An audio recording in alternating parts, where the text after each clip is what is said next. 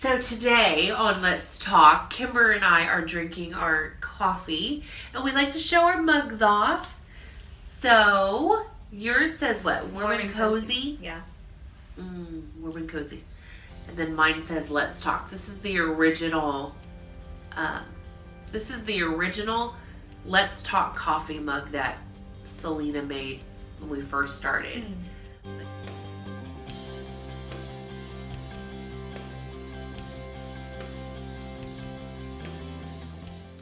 Welcome to Let's Talk with your host, Teresa Ann.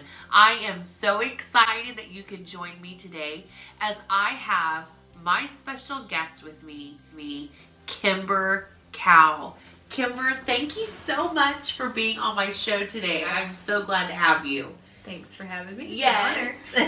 I love that we've been able to visit for a while. Something that I've recently learned about God that I didn't know about Him before on a personal level was He wants us to be who we are and those things that He wants inside of us. Like He wants us to succeed and do a good job. And if you think about it, we are in the covenant of the blessings of Abraham. And we should expect to be blessed. We should expect to work hard, work with skill, and be blessed and receive all that blessing. Right. And when you know Him and you're in relationship with God, you're spotlighting, like you said. Yes. You're being a light for Him and you're glorifying Him. Come on. Okay. Yes. So, Kimber, I want the audience to know about the Dove Co. So can you share with us about this newfound company that you've started? Yeah.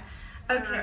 I do like painting. I also do pottery and just all sorts of stuff. Whatever I do, I kind of like upload it under that name, the Dove Company. But I actually have like a greater vision for that, and it hasn't even all come together yet. But basically, I want to promote other people and the creativity in other people through that to where it's not just that, it's like a collaboration of artists that come together. And really, it's like just displaying the glory of God. Yes. Because we are made in the image of a creator. Come on. And so if we're made in the image of a creator, we are all creative. Yes. And like, I want people to do what you were created to do. And to be inspired to do what you were created to do. And everybody is a creator. So good. You know, with this political season and everything, there's so much division. Right. And I was like, what can bring people together? And you know what? Creation brings people together. Being creative brings people together. That's because so we true. are all inherently creative. And even if it's not through painting or pottery or something like that, you can walk into a room and you can create an environment. You can create an environment in your home, a good hosting environment. You can create an environment in your car. That's good, Kimber. Yeah, you can. Creation goes beyond like the artistic, skillful abilities. Other examples. So I started writing a book to kind of just motivate people to break past the fear of failure, the fear of not making something good enough. Well, you know what? You have to be willing to make a few crappy things. Yeah, exactly. And go put them in a shoebox under your bed. You know, nobody ever has to see it, but if you don't push through that and make some stuff, so good, you're never going to get to the place where you're actually making good things. That's right. Well, creativity causes an evolving of greatness. Oh, yeah. This is where the gospel comes in. Yeah. Which is so amazing. Because the more that you understand, like, your identity and acceptance and complete righteousness in front of God because of the covenant that you've entered into with Jesus, it's like, anybody that wants to mock your stuff, anybody who wants to make fun of your stuff, you know, they really have no ground to accuse you in any way because you are a child of God and you're just doing your thing. Yes. And so haters are going to hate. But it's up to you. Are you going to listen to those haters? Are you going to listen to those fictional chattering voices that really aren't even there? That's like trying to stop you from moving forward because they're fictional.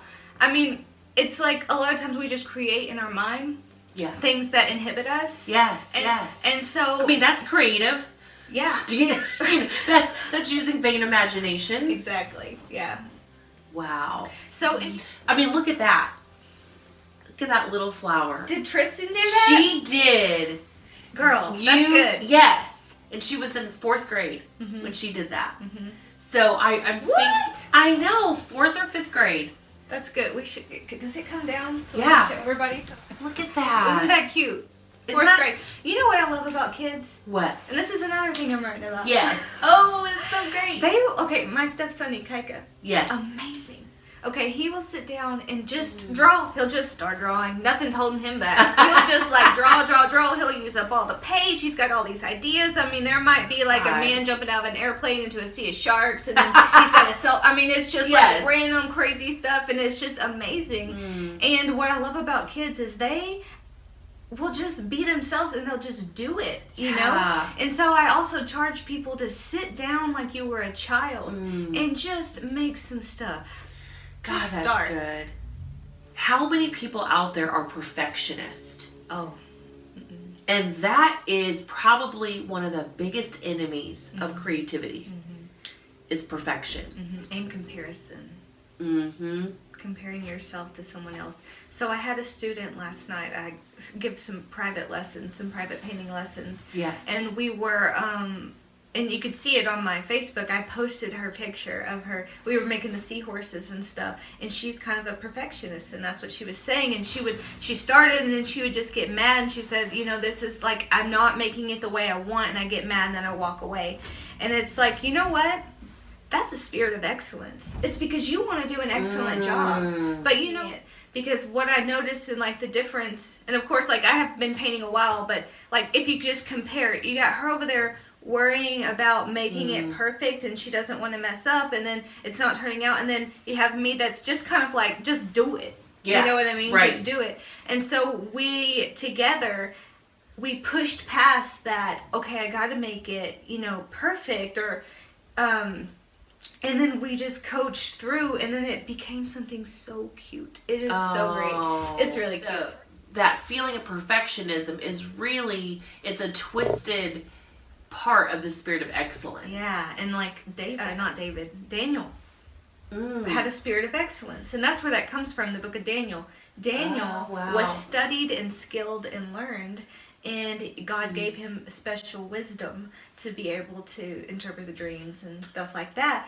But he had a spirit of excellence, which caused him to grow in favor. Would do a good job, but they could depend on him and stuff like that. What a revelation that is alone. I mean, even right here as we sit here, think about that. If you are someone who's analytical and you just, I just can't get it right. It's just, I'm done. I'm frustrated. But yet, really, like what Kimber just said, it's the spirit of excellence, but don't let that get twisted into your own power and your own might, where you're just like, you know what, I'm giving my all, and if my all is what I think is bad, God's going to cover it, and he's going to show you how to do it better next time. That's what I've been learning, is every step of the way, what's a better way to do this, Lord? Give me wisdom and understanding to know how to do this. So I want to ask you this question. If you could leave a legacy for your children, which we all do, what scripture or quote would you want them to remember you by? It would be a legacy in our family that we work with skill, that we work with excellence, that all that. That's good stuff. That's powerful. Because you have to be a good representative of who your father is. That's right. Which he's a good father. That's right. And I want to be a good daughter for him and to represent him well. Absolutely. I have a little gift for you. Oh. For making an appearance on Let's Talk. So here you go. Thank you. Yes, so you can open it. Okay. So this is Bold Inspiration, Revealing God's Goodness. Yep. That's good. And then You're Such a Blessing, Teresa Ann. And then it has my new logo on there, and my branding partner made that. Well, Kimber, I just want to say thank you so much for joining me today on Let's Talk.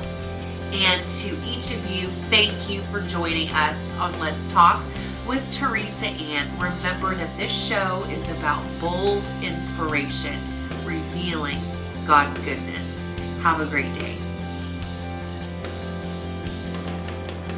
This is not my good side. Here, let's switch. Oh no, it's not. Wait, look. Oh.